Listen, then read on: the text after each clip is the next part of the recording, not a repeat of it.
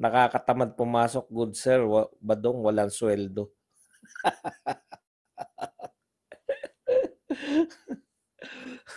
Tatamarin ka talaga 'no, kung yung inaasahan mong sweldo ay meron ng ano, masarap ba ang pagkain nila diyan? Masarap po.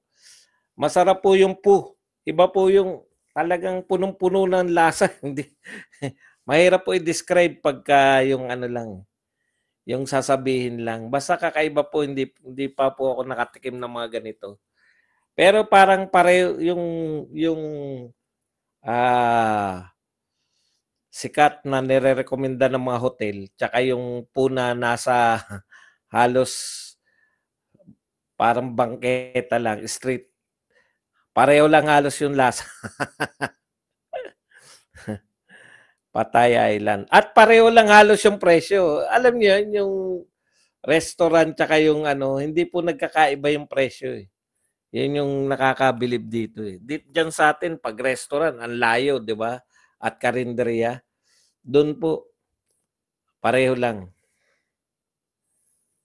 Yung pagkain sa street foods, siguro, walang diferensya. Halos, pareho-pareho lang ang presyo.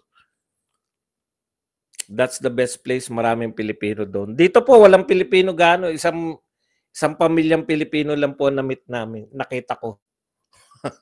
Kilala nyo naman yung mga Pilipino. Hindi po pwedeng hindi nag-uusap yan. Sir Bats, may papasok na naman na bagyo. Tapos na si Enteng. Meron na naman. Grabe, wala na. Ano na talaga, pinapack-check siya ng kalikasan. Nakakatawa po, Sir Bats, yung nahuli si Alice. Akala naman kaya na maibaba ang presyo ng bilihin ng mga problema sa bansa.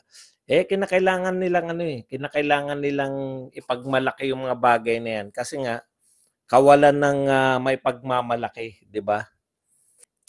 Binigyan ng Mercoleta ng 5 days ang CHR to report what's happening in KOJC. Enteng Kabisote. Dinikdik hindi lang po sa KOJC, pati po dun sa red tagging, no? Sana all Sir Buds laging nagta-travel. Ang payo ko sa inyo, mag-anak kayo ng isang kasi mahal talaga yung mahal talaga yung pamasahe, 'di ba? Mag-ano kayo ng isa sa pamilya nyo dapat maging flight attendant para malilibre kayo. Sayang kasi nung yung anak ko nasa Oman Air pa, sinayang namin yung chance kasi tapos nag-pandemic. Sa Oman Air siya noon. Yung Oman Air marami pong biyahe sa Europe. Kaya lang kasi ang isip namin, ipon muna tayo. Hanggang bigla nag-pandemic, napauwi na yung anak ko kasi wala nang biyahe, di ba? Lahat ng mga flight attendant, pinauwi na sila lahat. Oh. Di yung libre namin sakay,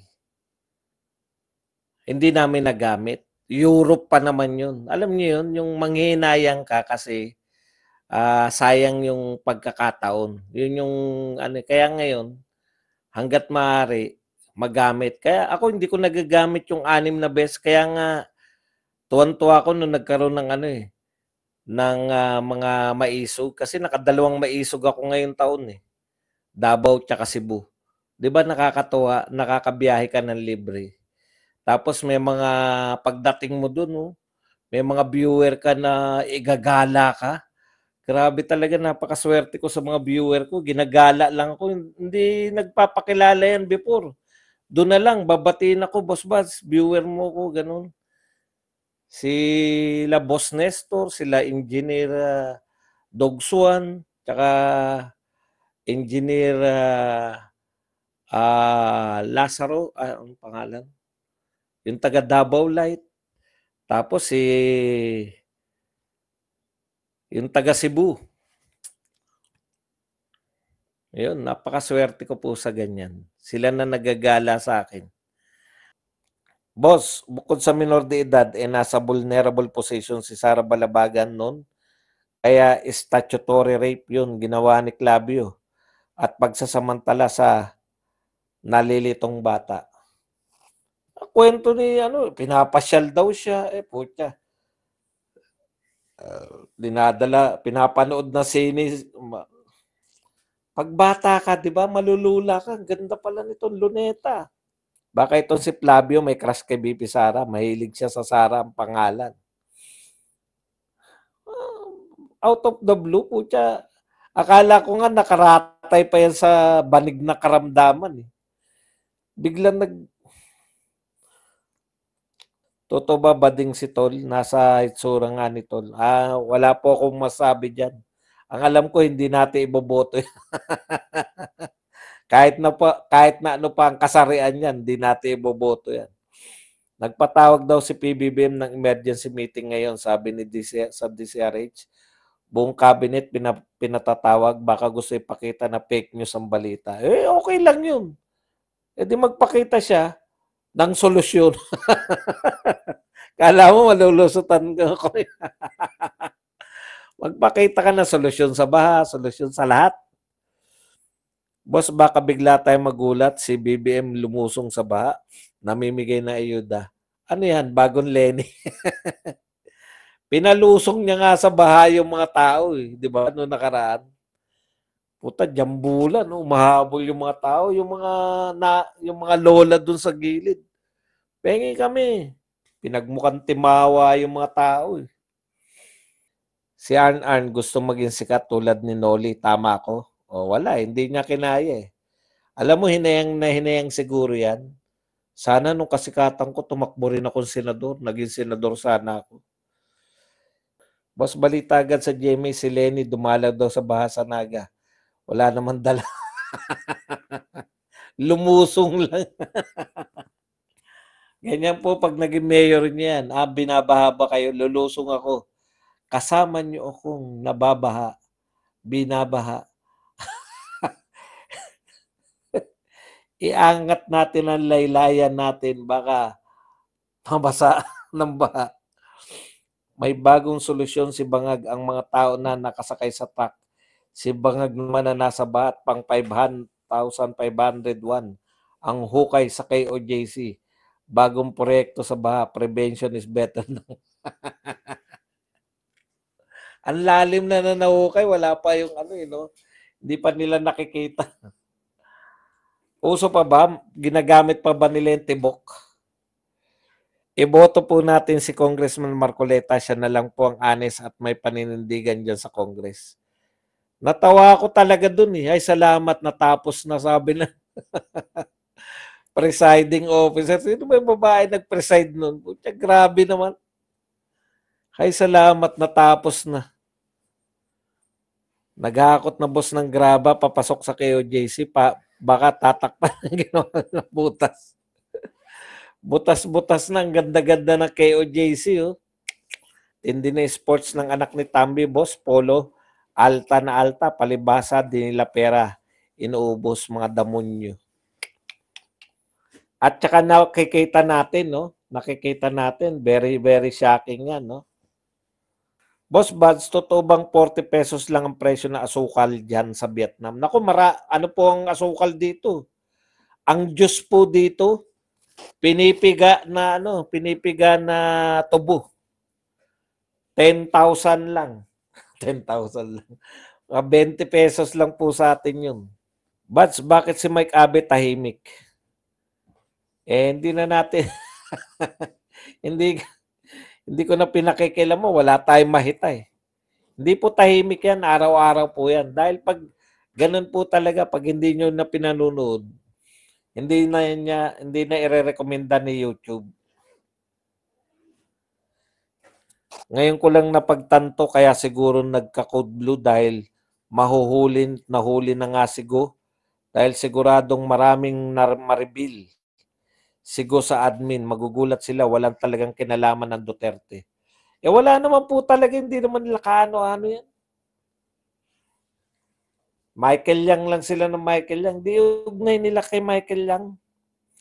Ka-adventure. Boss Bats, dumaan kami sa KOJC kahapon. Kawawa mga pulis. Nasa labas at naghahanap ng masisilungan. Habang ang mga head nila nagpa-party lang. Sabi din ng Mga kaibigan ko na pulis sa akin, 2 days lang daw. 2 days lang daw sila. O, palit-palit nga, may relyebo eh. Yung ibang pulis nagdadasal na wag mapadala sa KOJC, nakakababa daw ng moral. Alam niyo po, totoo naman yun eh. 'Di ba kayong mga pulis, 'di ba? Ano po kayo yung ipapatupad niyo yung batas. Tapos makikita niyo yung mga para protektahan yung mamamayan. 'Di ba? Para saan yung pagpapatupad ng batas? Poprotektahan yung mamamayan. Pag na-assign kayo dun, yung mamamayan po against sa ginagawa niyo. Ramdam niyo yung kontra eh. Ano ba tong ginagawa natin? Bakit tayo narito? Hukay? Sabi nga ni BP Sara, pinaka-may sense talaga mga Duterte. Tama po to eh. Ang tagal na panahon na isinasalang nyo, nag-grandstanding kayo tungkol dyan kay Pastor Kibuloy. Makakatakas talaga yung tao. Hindi lang po kay Pastor Kibuloy yan, kay Alice Go, dyan kay Bantag, di ba? Dyan kay Tebes. Alam ninyo, eto di nag-imbestiga yung Senado, nag-grandstand sila, di ba? Nag-grandstanding sila dyan. Sa kaso ng mga yan, mga nabanggit ko. Kay Pastor Kibuloy, Alice Go. Oh, ipagpalagay na mga kapatid. Ipagpalagay na kayo ay wala kayong kasalanan. Pero narinig nyo, ipagpalagay ng may kasalanan. Yun muna, positive muna. Ipagpalagay nyo, hindi ko po sinabing may kasalanan sila o wala. Hindi ko po alam. Wala ko dyan eh. Ipagpalagay na may kasalanan ka. Tapos narinig mo, putya, lumabas na yung testigo ko. Yari ako dyan, bumaliktad na yung testigo. Magtatago na ako. Di ba yun yung isipin mo? Ipagpalagay naman na wala kang kasalanan. Wala kang kasalanan. Putya, hindi ko kilala yung testigo na yan. Kung ano-ano sinasabi sa akin, kasinungalingan. Delikado to. Kaya nilang gumawa ng testigo laban sa akin. Magtatago na ako. Tama si BP Sara eh. Ang tagal-tagal nyo kasi nag-grandstanding sa Senado. Natural. Di ba? Tatakas na yung tao. May kasalanan ka o walang kasalanan, maisipan mo magtumakas eh. Ano bang kasabihan yun? Wala kang lusot eh. Kung may kasalanan ka, na-realize mo, ay, lumabas yung mga testigo ko. Nalalaman nila. Kaya nga marami nahuhuling kriminal, bypass operation, entrapment. Alam nyo kung bakit? Kasi hindi alam nung kriminal, nahuhulihin sila. Yung mga nagsisextortion, yan madalas eh. Ang bilis pong mahuli ng sextortion. Una, manyak sila, di ba? Umuo lang. Sige, sabihin mo, umuo ka. Magkita kayo ganito. Pagdating mo dun, huli. Oh. Kasi yun nakalagay, ebidensya, mga text mo eh. Pumayag ka lang na ano. Kasi kung hindi, lalantad ko yung video natin. Madaling hulihin yung mga nagsisextortion eh. Pag mga manyakol, madali.